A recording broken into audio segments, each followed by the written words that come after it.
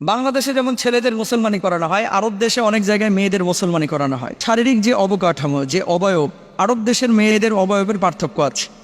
তাদের বিশেষ অঙ্গে, বিশেষ স্থানে এমন কিছু শক্ত জিনিস আছে যেটা সহজে ছিঁড়ে না, এই জন্য খতনা করাইতে হয়। তো আরব দেশে এটা আগে থেকে কি প্রচলন ছিল, বিয়ের আগে খতনা করানো হয় ছোট বাচ্চাদেরকেই, মেয়েদেরকেই। এটা বাচ্চা থাকতেই খতনা করে দেওয়া হয়, বা ছেলেদের যেমন খতনা করানো হয় মেয়েদেরও করানো হয়। বাংলাদেশে এটা প্রয়োজন হয় না, এটা এমনি ছিঁড়ে যায়। নবীজি সাল্লাল্লাহু আলাইহি ওয়াসাল্লাম যখন মক্কা বিজয় করলেন, নবীজির চাচা হামজা রাদিয়াল্লাহু তাআলা আনহুকে যিনি শহীদ করেছিলেন, জুবাইর ইবনে মুতাইমের দাস, এর নাম ছিল হচ্ছে ওয়াহশী। নাম শুনেছেন আপনারা? ওয়াহশী হাবাসী একজন কৃতদাস ছিল। তো জুবাইর ইবনে মুতাইমের চাচা বদর যুদ্ধে মারা গিয়েছিলেন। কার হাতে মারা গেছিলেন? হযরত হামজা রাদিয়াল্লাহু তাআলা আনহুর হাতে। তো জুবাইর ইবনে মুতাইমের চাচা হত্যার প্রতিশোধ নেওয়ার আগে থেকেই চিন্তা ছিল, তখন তারা ইসলামে আসে নাই। ওয়াহশীকে বলল, তোকে এক শর্তে আমি আজাদ করে দিতে পারি, যদি তুই একটা কাজ করতে পারিস। কয়, কি কাজ করতে হবে বলেন? আমি আজাদ হইতে চাই। কয়, তুই কি পারবি মুহাম্মদ রাসূলুল্লাহর চাচা হামজাকে হত্যা করতে উহুদের ময়দানে? যদি হত্যা করতে পারিস আমি তোরে আজাদ করে দেব। নাউজুবিল্লাহ বলেন।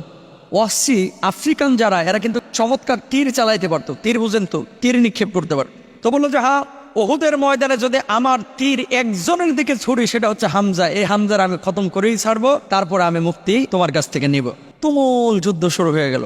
যুদ্ধ যখন চলছে, যুদ্ধ চলা অবস্থায় এই জুবাইর ইবনে মুতাইমের গোলাম ওয়াহশী তীক্ষ্ণ দৃষ্টিতে উহুদের প্রান্ত থেকে, কখনো পাহাড়ের আড়াল থেকে, কখনো গাছের আড়াল থেকে, ছায়ার আড়াল থেকে টার্গেটে রাখছে জুবাইর ইবনে মুতাইমের গোলাম হযরত হামজা রাদিয়াল্লাহু তাআলা আনহুকে। এর মাঝখানে ওই কাফিরদের পক্ষ থেকে একজন হুঙ্কার মেরে তেড়ে আসলো, বললো, কে আছিস আজকে আমার সামনে আয়, তার কল্লাটার আমি উড়াই দিব, সন্তানটাকে এতিম করে দিব, বাপ মার আমি সন্তান হারা করে ফেলবো, তার মায়ের কোলটার আমি খালি করে ফেলবো। আল্লাহ রাসূলের চাচা হযরত হামজা রাদিয়াল্লাহু তাআলা আনহু একেবারে পাখির মতো ঝাঁপিয়ে পড়লেন, বললেন, এই খতনাকারীর সন্তান, তুই আমাদেরকে হুমকি দিচ্ছিস? আয়, সামনে আয়।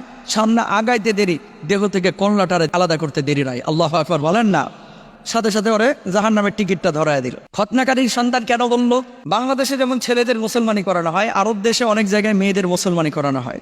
শারীরিক যে অবকাঠামো, যে অবয়ব, আরব দেশের মেয়েদের অবয়বের পার্থক্য আছে। তাদের বিশেষ অঙ্গে, বিশেষ স্থানে এমন কিছু শক্ত জিনিস আছে যেটা সহজে ছিঁড়ে না, এই জন্য খতনা করাইতে হয়। তো আরব দেশে এটা আগে থেকে কি প্রচলন ছিল, বিয়ের আগে খতনা করানো হয় ছোট বাচ্চাদেরকেই, মেয়েদেরকেই। এটা বাচ্চা থাকতেই খতনা করে দেওয়া হয়, বা ছেলেদের যেমন খতনা করানো হয় মেয়েদেরও করানো হয়। বাংলাদেশে এটা প্রয়োজন হয় না, এটা এমনি ছিঁড়ে যায়। তো যাই হোক, তো আরব বিশ্বে বলতো, তোর মা এত খতনা করে বেড়ায় মহিলাদের বাড়িতে বাড়িতে গিয়া, আর তুই এত বড় হুমকি আমার দিচ্ছিস, এটা কথার কথা আর কি। আরে বেটা, তোর বাপ তো নাপিত, আর তুই আমার লোকে ভাব দেখাস। আরে বেটা, তোর বাপ তো কৃষক, তুই আমার লোকে ভাব দেখাস, এরকম আছে না নাই? তো বলতেছে, যাই সামনে আয়। সামনে আসছে, দিচ্ছে তরবারি দিয়ে কোপ, দেহ থেকে মাথাটাকে আলাদা করে ফেলেছে। আলাদা যখন হয়ে গেল, ওয়াহশী দেখতে পেলেন যে এই হামজা রাদিয়াল্লাহু তাআলা আনহু এককভাবে যুদ্ধ করতেছে। রাসূলুল্লাহ সাল্লাল্লাহু আলাইহি ওয়াসাল্লামের দিকে কয়েকবার টার্গেট নিয়েছে হত্যা করার জন্য এই ওয়াহশী, কিন্তু আল্লাহ রাসূলের সামনে সাহাবীরা প্রাচীর হয়েছিল, ঢালের মতো ছিল, আল্লাহ রাসূলের কাছে পৌঁছাইতে পারে নাই। এমন ভাবে বর্ষা নিক্ষেপ করেছে, হযরত হামজা রাদিয়াল্লাহু তাআলা আনহু নাভির নিচ দিয়ে বর্ষাটা ঢুকে